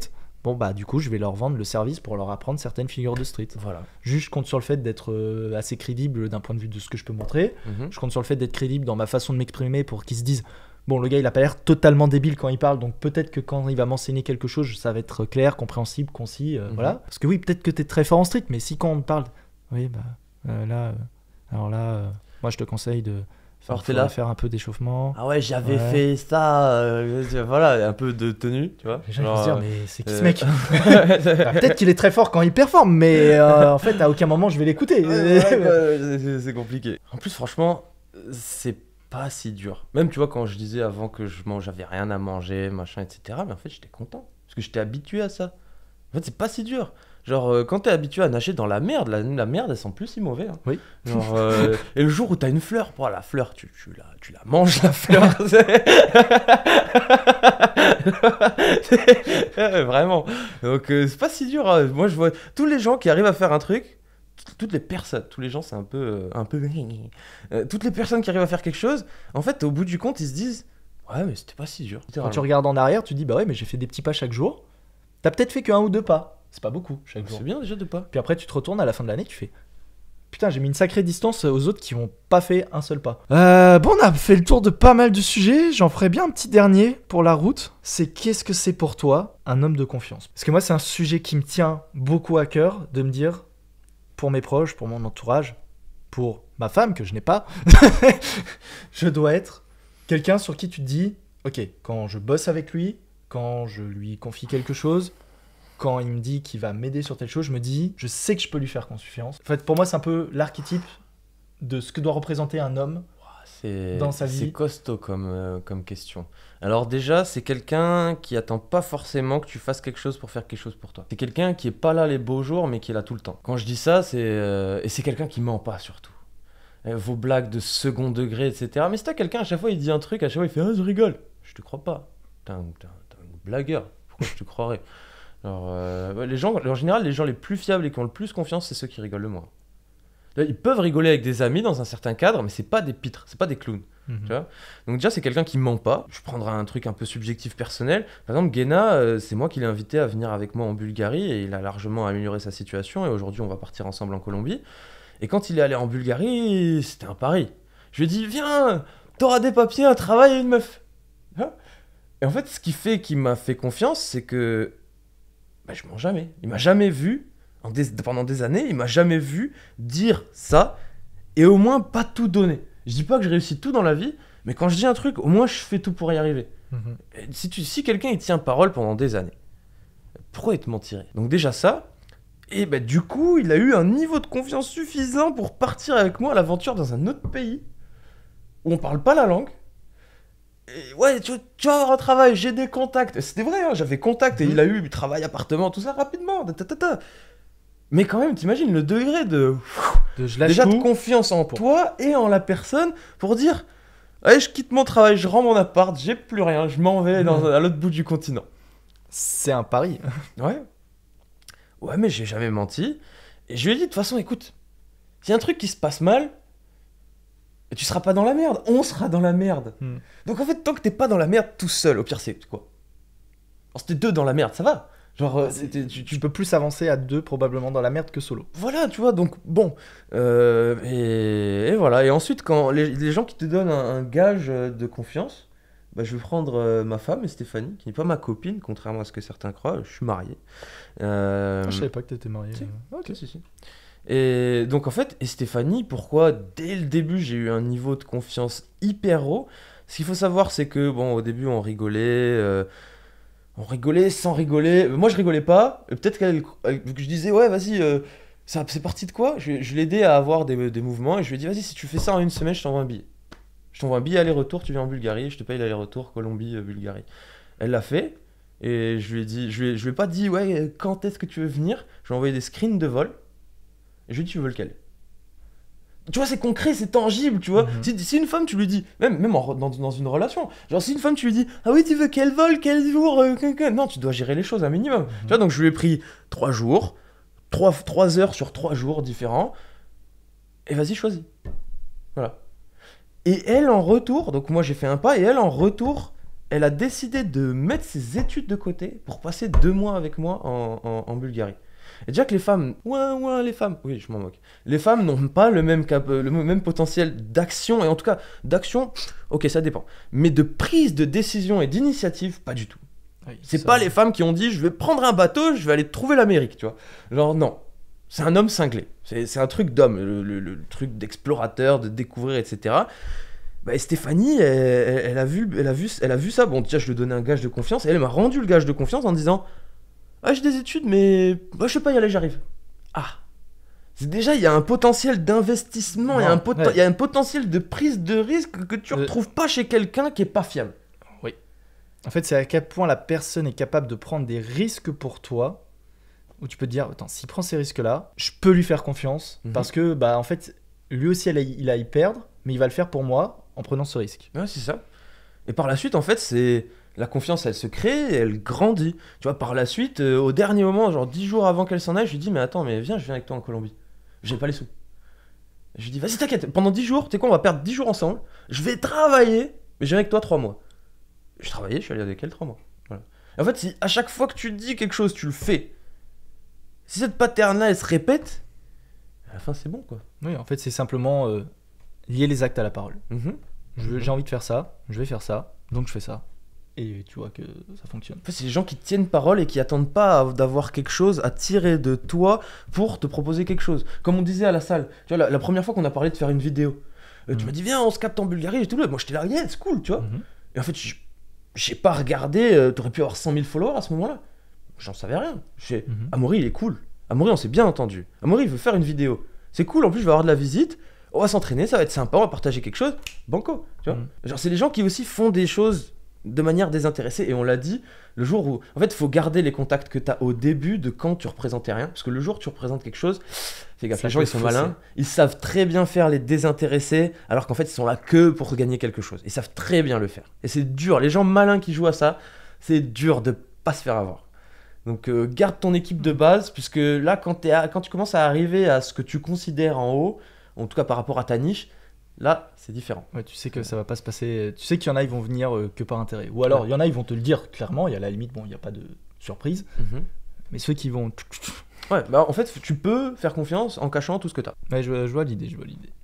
Genre, un gars, il arrive, il est dans un restaurant ou un bar, il a une Rolex ou une Patek à 250 000 euros, 18K gold, tu vois, mais la femme qui va venir le voir, elle va pas venir parce qu'il est beau ou il est musclé. Il y en a plein des gars beaux et musclés. Il a une Patek à 250K. Ouais. Donc la voiture, elle vaut 1 million. Donc la maison, elle vaut 3 millions. Donc avec lui, je suis sécure jusqu'à la fin de mes vies. Donc le divorce, il vaut 3 millions. Hein, les femmes. Ah bah, il y en a. Les femmes occidentales, c'est vous que je cible. Les autres, c'est très bien. C'est un sujet intéressant aussi, putain. Le problème, c'est que moi je pourrais parler pendant 1000 ans, c'est un délire. Tu sais quoi, fais de l'argent et va-t'en dans les pays de l'Est. Tu vas à l'église le matin, le dimanche, sans rien de valeur. Et tu sais quoi, si elle vient pas te voir la première fois, ni la deuxième, ni la troisième, en fait, si juste la troisième fois vous dites bonjour de la tête, c'est bon, c'est une femme à marier. Point. Si une femme, elle vient vers toi directement, c'est qu'elle l'a fait avec plein de gars. Elle est pas mariée. Et si tu veux quelqu'un de respectable, tu le rencontreras dans un lieu respectable. Donc votre délire d'aller en boîte et dans des bars, vous allez trouver des fausses, vous allez trouver des poubelles. Va sur Tinder, regarde les statistiques. Et aujourd'hui, les femmes occidentales. Disons que si tu veux trouver des gens en fait de façon générale qui te ressemblent, faut que tu ailles dans des lieux où des gens qui te ressemblent peuvent potentiellement s'y trouver. Client moyen d'un bar ou d'une boîte. J'espère que ceux qui regardent cette vidéo, vous ne considérez pas comme dans la moyenne du client d'un point de vue mindset, développement, etc. Parce que c'est pas fou, quoi. Alors moi, c'est vrai que je l'ai été, pour être tout à fait honnête. Hein. Moi, j'ai fait le mec totalement lambda, où j'avais zéro ambition. Les premières fois, je suis sorti en boîte dans des bars et je me suis dit, ah putain, je peux peut-être rencontrer des meufs, etc. Bon, spoiler, ça n'a pas marché au début. En même temps... Je serais pas sorti avec moi-même, tu vois. Donc à un moment donné, tu peux pas demander à une meuf qui a 25 opportunités dès qu'elle me reste 5 minutes dans une boîte de se dire c'est lui que je vais choisir. Tu vois le niveau de réalité qu'on vous inflige, il se l'inflige et je me l'inflige. Hein. Donc les gars, arrêtez de faire les victimes. Hein. Ah oui, parce que c'est vrai qu'on est très cru sur tout ça, mais en fait, c'est là, tu te parles de la même façon et juste quand tu regardes rétrospectivement ce que tu as fait, tu te dis bah oui, mais en fait, c'était juste des conséquences logiques de mes choix de vie, de mes actions. En fait, la vie, elle est pas pas juste. C'est juste, il se passe des... Plus t'as un certain comportement, plus t'as de chances que il t'arrive des trucs en lien avec ce comportement, ce qu'on pourrait appeler un peu le karma ou des choses comme ça. Clairement. C'est juste, oui, il y a un moment donné, tu fréquentes que des gens qui sortent H24, qui foutent rien de leur vie, qui passent leur vie en boîte à se bourrer la gueule, etc. Plus ça se pourrait que t'aies un cercle d'amis, de gens de ce type-là, et que, au final, personne se tire vers le haut. Et dans 20 ans, c'est allez, on va manifester avec l'UMP, c'est ça s'appelle ? Putain, moi, comment ça s'appelle les syndicats là, jaunes et rouges, je sais CGT. Même pas. CGT. Allez, Macron, t'es pas gentil. Et il a raison d'être pas gentil si t'es con, genre. Ah oui, ça c'est toujours la même chose, on pourra se dire ce qu'on veut. Je pense que les hommes politiques, c'est pas qu'ils sont gentils ou pas gentils, c'est qu'ils ont peut-être fait les mêmes constats que nous, sauf qu'eux ils se sont dit en vrai c'est vraiment trop des merdes. Pour reprendre les propos de Raptor sur son podcast où il parlait de ça, il disait ouais en fait c'est juste que moi je vous dis d'essayer de changer parce que je pense que vous pouvez changer. C'est juste qu'eux ils se sont dit, ils ont fait le même constat que moi, juste ils se sont dit putain les gars vous êtes vraiment trop des merdes, vous méritez même pas qu'on vous aide. On va bien vous exploiter parce que vraiment vous puez tellement la merde qu'on peut pas se mettre dans le même game que vous. C'est vraiment, pas possible. Vraiment, t'imagines, t'arrives à éprouver une forme de dégoût en n'étant pas envers certaines personnes qui sont pas qui sont dans certaines classes sociales, mais qui ont défini que c'était leur classe sociale, genre comme une finalité. Imagine le mec qui est tout en haut. T'es une fourmi pour lui. Il s'en fout que tu danses dans la rue. Gros, le mec il mange des steaks à l'or qu'il a même pas cuisiné sur une table qui a 500 ans en bois massif. Mais gros, mais vas-y, arrête de danser. Va pas manifester, va travailler en fait. Je veux dire, à un moment donné, si tu veux changer le monde, deviens quelqu'un qui pèse dans ce monde. Tu peux changer le monde. Parce que les autres, bah en fait, peut-être que t'en auras un sympa qui va t'aider. Peut-être dans l'eau, il y a une probabilité. Peut-être qu'il y en a un, il va se dire, ouais, bah vous, j'ai décidé de vous aider. Mais il y a aussi une grosse probabilité qu'ils se disent, mais en fait, les gars, pourquoi je vous aiderais? Vous faites que de la merde tout le temps. Moi, je me suis bougé le cul pour pas être dans votre situation, mais pourquoi je vais vous aider? Après, ils ont monté l'échiquier, le jeu, hein, parce que c'est du vécu. Là, je suis retourné au CRES il y a quelques mois et j'ai revu des gens avec qui j'étais à l'école. En plus, c'est marrant parce que c'est tous ceux qui étaient bons à l'école, genre 100%, même les plus grosses têtes. Leur vie, elle a explosé aujourd'hui. Elle est vraiment explosée. Genre, en fait, je suis le seul qui suis heureux aujourd'hui. De tous les gens que j'ai connus. Il y en a un ou deux. Ok, ils sont cool. Okay. Ils sont ok. Et en fait, tu sais, c'est quoi le dénominateur commun? Pourquoi je parlais de femmes? Le dénominateur commun entre ces gens-là, c'est que quand on s'est raconté la vie, moi j'étais là, ouais, j'ai fait ça. Et eux, ils disaient, j'ai vécu ça avec elle. Et en fait, pour les femmes pour centre d'intérêt, si c'est pas pour construire quelque chose avec, c'est juste un moyen de perdre du temps, perdre des moyens, perdre ton focus et arriver à un âge où ça devient trop tard pour entreprendre. Et vraiment, c'est le dénominateur commun que j'ai vu chez tous les gars qui étaient explosés au sol. C'est ah ouais, je me suis séparé de ma copine, et avant il y avait elle et j'ai fait ça avec elle et c'était cool. Ouais, mais t'as quoi aujourd'hui? T'as jamais eu pour projet de la marier ou juste de vivre sérieusement avec elle pour construire un projet en commun? Qu'est-ce que tu fous avec? Et surtout avec tu veux construire un projet commun ou une famille avec une femme qui a été éduquée toute sa vie en lui disant la femme indépendante et forte. Ouais, elle est pas dépendante de son mari, mais elle taille des pipes à son patron toute l'année pour un SMIC. Ouais, j'aime bien cette image-là. Ouais. Vous rigolez. Moi, j'ai vécu en Bulgarie, je suis allé en Colombie, mais barrez-vous d'ici, trouvez une femme étrangère. Parce que là-bas, en fait, c'est normal que l'homme provide, et cette femme-là, elle te supporte et elle t'aide à provide mieux, etc. Et en fait, chacun est dans son rôle biologique initial, et tout est complémentaire, et tout le monde partage, mais en fait, 2 personnes, ça fait pas 2, ça fait une synergie, ça fait 3. Ouais. Donc, symbiose. Avoir 2 esclaves qui travaillent pour le SMIC, ça fait 2. Avoir 2 personnes qui vont dans un but commun et qui s'épaulent, mais ça fait 3. Par exemple, ma femme, vous pouvez dire, ah, t'es macho. Oui. Quoi? Ma femme, on a commencé, je lui ai dit, mais en fait, attends, là, si on va être vraiment ensemble, qu'on commence à faire des plans, tu peux pas étudier, tu peux pas avoir un travail, parce qu'en fait, tu vas te lever à 8h, tu vas rentrer à 21h, moi, toute la journée. Je travaille, mais c'est différent. Si je veux prendre un mois là, je peux. Tu vois? Donc en fait, si nos formats de vie ne matchent pas, on peut pas être ensemble. Moi, je lui dis direct, tu sais quoi? Travaille pas. Je m'en occupe. Et t'es super contente avec ça. Tu dis ça à une Française. Ouais, mais moi, je suis libre. Mais moi, j'ai une carrière. Mais toi, mais tais-toi.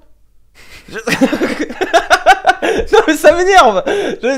Vas-y, va faire des câlins à ton patron. Magali, t'as trié le dossier? Oui, chef, je le remets dans une demi-heure dans son panier. Mais t'es sérieux? C'est ça que tu veux comme vie? Tu m'énerves. C'est pour ça que je t'appelle Magali ou Franck. Vous m'énervez. C'est pas ça la vie. Est-ce que je peux prendre des vacances là pour Noël? Mon fils il fait son anniversaire. Non. Ah d'accord, chef. C'est ça, tu vas faire quoi maintenant? Allez, arrêtez de vous faire avoir, c'est bon. Non, il faut être libre, il faut être heureux, et personne n'est heureux en ayant un connard au-dessus de sa tête qui te dit quoi faire et s'il faut cirer ses chaussures. Voilà. Et si tu dis oui, je suis heureux, tu te mens à toi-même.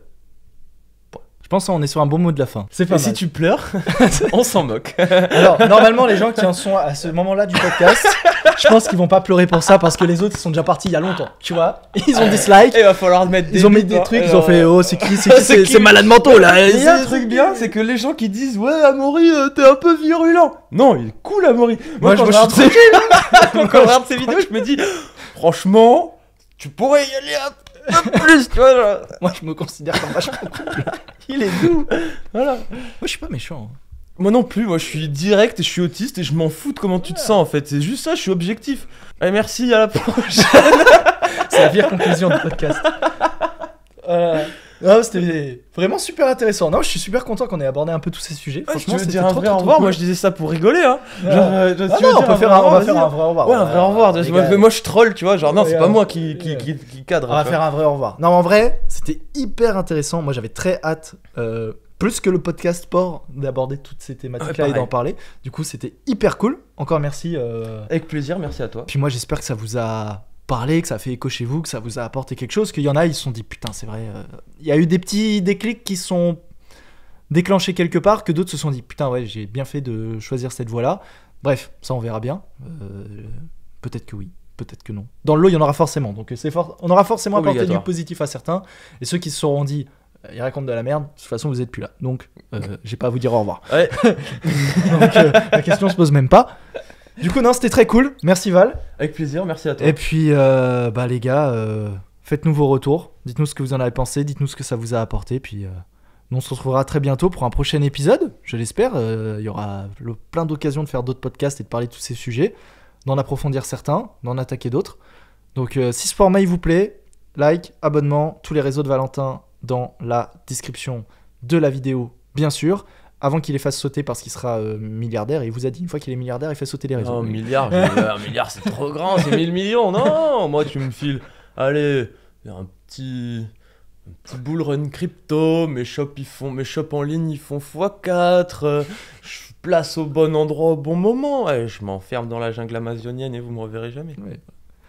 Donc dépêchez-vous de regarder avant, parce que ça va. Il y a un moment donné, vu qu'ils bossent pour, ça va arriver, hein, les gars. Obligatoirement. Il y a un moment donné, ça va arriver, peut-être dans un an, peut-être dans 6 ans, on sait pas, mais il y a un moment donné, ça va arriver. De toute façon, c'est le projet. Donc à partir du moment où tu l'as en projet, que tu fais ce qu'il faut pour, il y a pas de raison que ça n'arrive pas.